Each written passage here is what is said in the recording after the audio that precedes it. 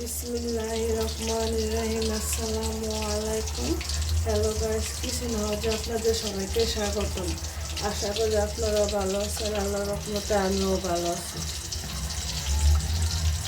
আমি আপনার সাথে শেয়ার করবো পাবদা মাছ দিয়ে হালকা করে আলু দিয়ে ঝোল রান্না করবো। এটা আপনার সাথে শেয়ার করবো। এখানে আমি মাছগুলো এখন ভেজে নিচ্ছি।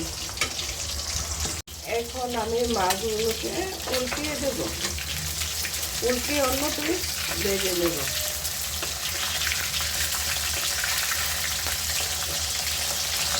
মাছগুলো ভাজা হয়ে গেছে। এখন আমি মাছগুলোকে নামিয়ে নেব।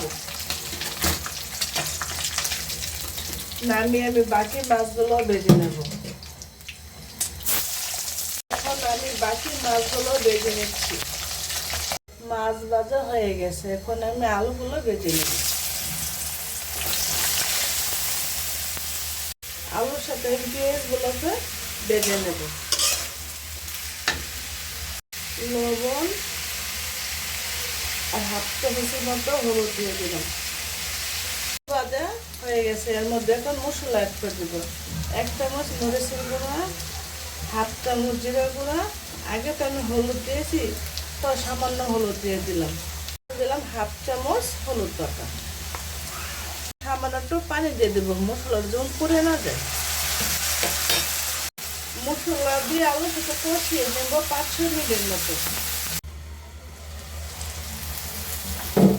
এখন আমি দেখে নেব মশলাটা কষানো হয়েছে কিনা। আলু কষানো হয়ে গেছে। এখন আমি এখানে গরম পানি দিয়ে দিলাম, ঝোল অ্যাড করে দিলাম পরিমাণ মতো। ঝোল অ্যাড করে দিয়েছি এখানে আমি। তরকারি বলক এসে গেছে। এখন আমি মাছগুলো দিয়ে দেবো এক এক করে, সব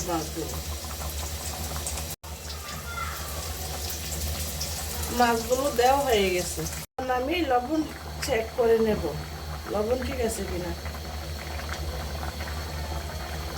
সামান্য একটু লবণ লাগবে। আপনারা জাল আর লবণ পরিমাণ মতো দিবেন। দিয়ে দেব ধনিয়া পাতা। ধনিয়া পাতা দিয়ে তরকারিটা কিছুক্ষণ পর চুলা থেকে আমি নামিয়ে নেব। আপনাদের কাছে যদি ভালো লেগে থাকে, আলু দিয়ে পাবদা মাছের ঝোলের রেসিপিটা, তাহলে বেশি লাইক দিবেন আর আমার চ্যানেলে সাবস্ক্রাইব করে দিবেন। তরকারিটা আমি চুলাতে নামিয়ে নিয়েছি। নামানোর পর দেখেন কত সুন্দর মশলা একটা কালার এসেছে। আর যারা আমার ভিডিওগুলো ইউটিউব থেকে দেখেন তাদেরকে জানাই অসংখ্য ধন্যবাদ। আর ফেসবুকে যারা দেখেন তাদেরকে অসংখ্য ধন্যবাদ জানাই আমার ভিডিওগুলো দেখার জন্য আর আমাকে সাপোর্ট করার জন্য। আল্লাহ হাফেজ।